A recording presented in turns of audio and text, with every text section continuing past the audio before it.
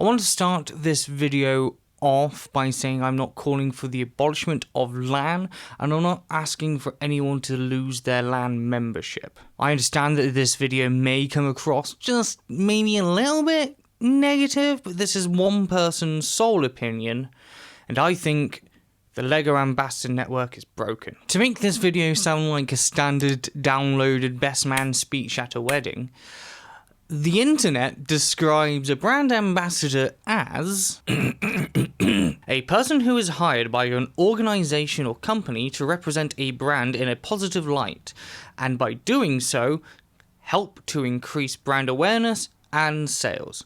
The brand ambassador is meant to embody the corporate identity in appearance, demeanor, values, and ethics. And this is why I am so confused on how some, not all, some of the big LEGO YouTubers act on this platform about LEGO. I just don't get it. For most of them, this is their day jobs. Look, they owe LEGO nothing, and LEGO also owe them nothing.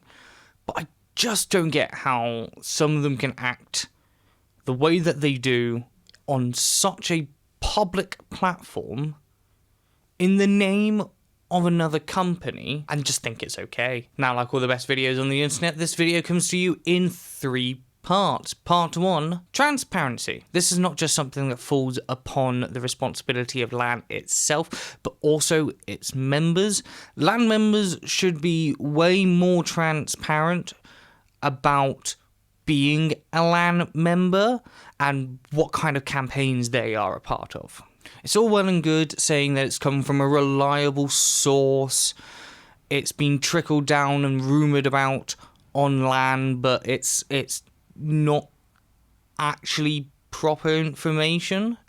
And then on LAN side, it needs to publish a list of who the members are, what the members' campaigns are, what kind of information they are being fed, and what sets they are getting for free. Why? Well, this will enable us, the viewers and the readers of the content LAN members create, to actually understand what we are looking at. Are we looking at someone who is feeding us information majoritively based on hearsay and chit-chat, or are we seeing someone feed us information which is pretty much a cut-and-paste press release by the LEGO Group via the LAN? There is no doubt most of the time LAN members will be incredibly impartial when it comes to reviewing LEGO sets. I'll get onto that subject a little bit more later in the video, but having been given a free set or being given a certain piece of information, there is going to be a potential bias in what we consume as the viewer and reader, because it has a chance of influencing the media we consume. There's not a big chance. I'm not saying out there that LEGO is being like, hey, you done goofed talking about us like that. Ooh, shaky finger shake. No, there is just going to be a potential bias at some point by the LAN member in the content they create. It's going to happen at some point. It's just going to. So publishing those sorts of lists would actually give, in my opinion, maybe a little bit more accreditation to some of the creators and LAN members, because if they're getting fed information and given certain free things by the LAN, then they want that kind of status, don't they? They want the viewer to know that the information that they are getting and the sets that they are reviewing are coming from the source, the place where it could be coming from. And that will encourage more people to subscribe to their videos, their blogs, whatever the LAN member creates. I do want to stress, again though, this isn't a list of who is and isn't a member. That is actually very easily accessible via the LAN. This is majoritively a list, This is majoritively a list of who is part of what campaigns and being fed what information. Like I said earlier though, it's not just the LAN's responsibility in transparency, it is also the creators and members themselves. By law, in the US, the UK, Canada, I believe Australia, most countries around the world, they have laws about disclosing what companies you work with and what kind of campaign-ish type thing you are working on with them. These are normally governed by advertising standard agencies around the world and is also majoritively on the policies, terms and conditions of platforms such as YouTube, which it is. Links in the description to sources. And as far as I can tell, and I can't believe that, like, they're not doing this, because it's bonkers, because there's fines not just for the creators, but for the company, and just so big fines. Like, big moolah. Lots of it. You have to put things in your titles, descriptions, thumbnails, and like on the video when doing something like a set review that you have been gifted a set for free, you have to put #ad, #gifted in all of those areas as disclosure to the people that you are watching essentially an advert. Reviews are adverts, especially ones where you have been given a set for free for the purpose of reviewing by a company. And again, I can't believe creators are not doing this in their videos. It is so easy. YouTube even has a thing where you tick a box and when it pops up, when you start the video, it goes, this includes a paid promotion. That includes free gifted items too. It's not just good enough going in the video and saying, I've been gifted this Lego set for free.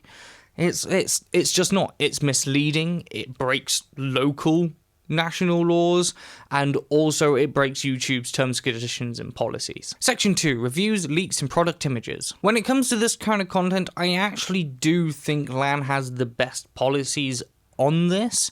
There is no company out there who should be able to buy a creator or a brand ambassador's review. They should not be able to buy the review. End of. No ifs, no buts, no big giant coconuts. A company is paying somebody to give a positive review of something. It's not a review.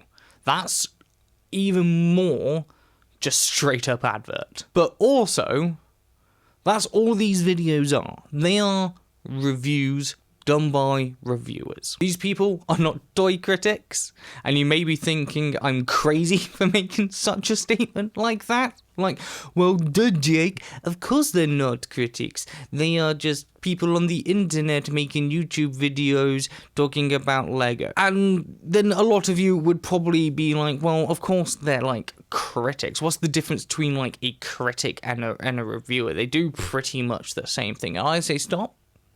That's not true at all. It's a way more complex thing being a critic to be a reviewer. Something that doesn't need to be dived into in this video. There's a link up there. I don't know. And also a link into description to a video about the Needle Drop, who is a music critic on the internet. Go watch that, obviously after, and it will like fully explain the need for actual critics and what a critic is compared to a reviewer. Now, the reason I bring up the difference between a reviewer and a critic is because I think there are some LAN members that just go way too far. Now, some of you are going to be like, but freedom of speech. And a load of others are going to be like, but if it's bad, then they should be allowed to say it's bad, Jake. What's wrong with saying it's bad? And I agree. If the product is genuinely bad, say it's bad. Give the reasons why. But calling for someone to lose their job, to be fired because you didn't like the fact a certain minifig wasn't updated or put in a set where you don't think it should have been put in a set, you are mental. Like, what the actual who the do you think you are? I get it. You're disappointed. That's absolutely fine. Express that disappointment. It's healthy for you. Tell us what you didn't like and how you would preferred it to change. But how can you honestly say that demanding somebody to lose their job as an adult, hence, you know, the A in AFOL, look at us, we're learning 18 plus. How can you demand someone else to lose their job because you didn't like a child's toy? This goes for leaks too. This is something that on the LAN is actually you're not supposed to be talking about, but you do anyway. That's absolutely fine. We're all here for a bit of juicy goss, but you haven't even seen the products.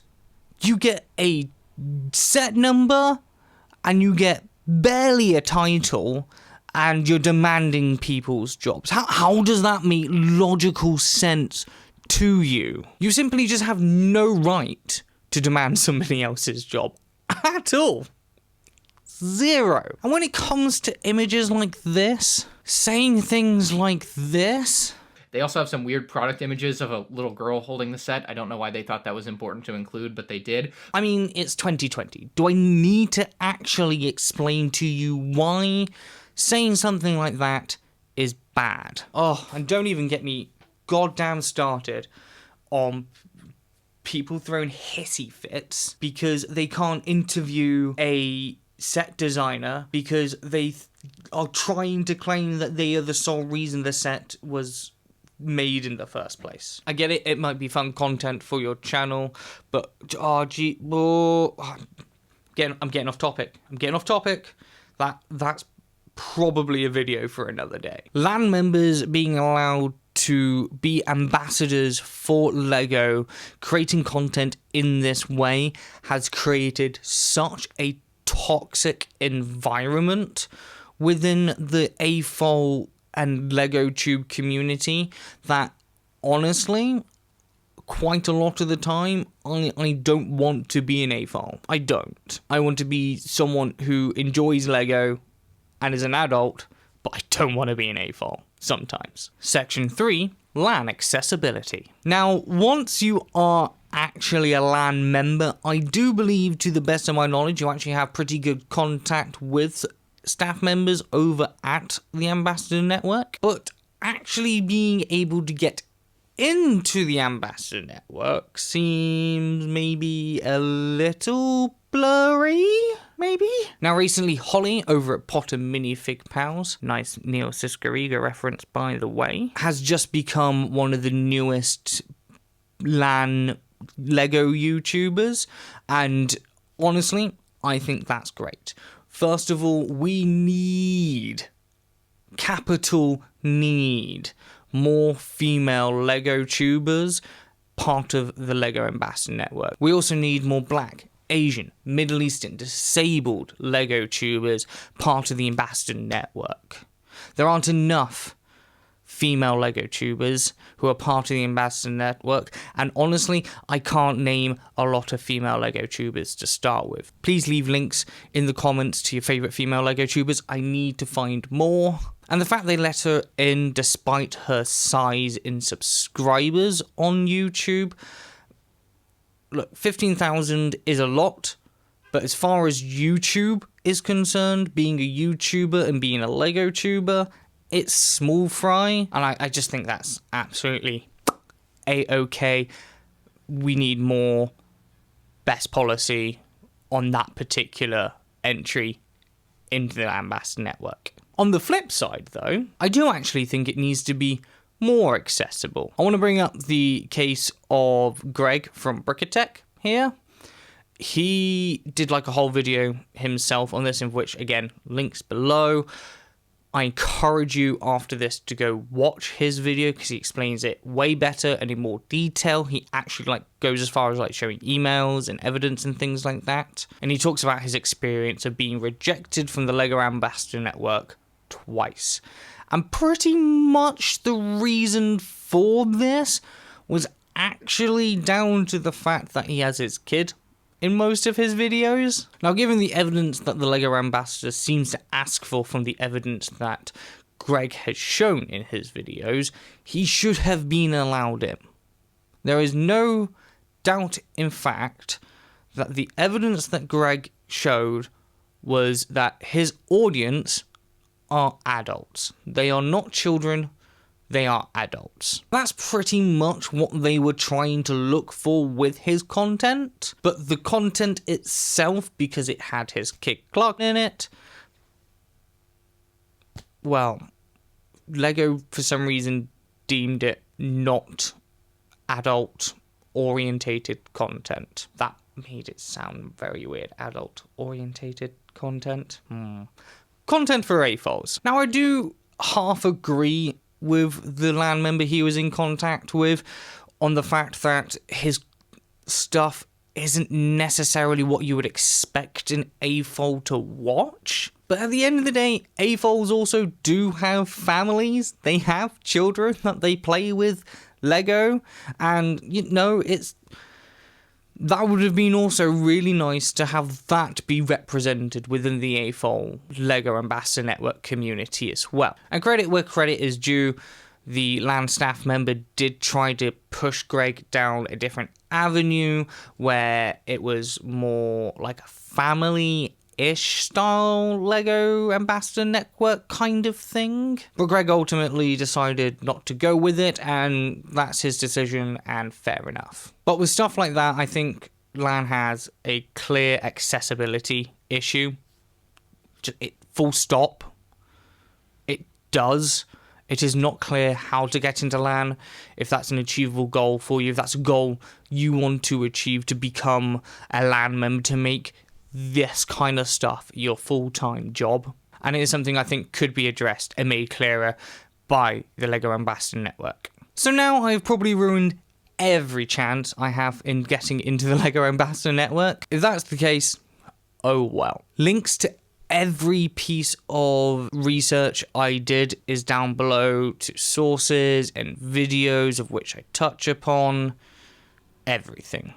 Also, top line of the description, you'll see a link to a survey about the LEGO Ambassador Network. I am taking upon myself to do a little bit of independent AFOL community research. It is in no way, shape or form affiliated with the LEGO Group, the LEGO Ambassador Network, or any of its affiliates. I want to know what you guys think of LAN. Whether you agree with me, whether you disagree with me, please take the survey. Top line description. It's completely anonymous. It's 22 questions. It's a statement. You answer it on a scale of 1 to 5, disagree to agree, and it takes 2 minutes. It's really quick, really easy, and I want to make a follow-up video on this subject using that information. I'm a man of data. I'm a man of science, and I need your help. If you like these kinds of videos where I kind of go a little bit deeper into a subject, please hit the like button. And also, if you're new, please subscribe. It's great. I do videos and I open things, and I want to do a lot more live streaming of building Lego sets, because I've got my new live streaming setup, which you can kind of see in the background-ish. I have a lot of ideas and a lot of plans, and I hope you guys stick around for it. So thank you very much.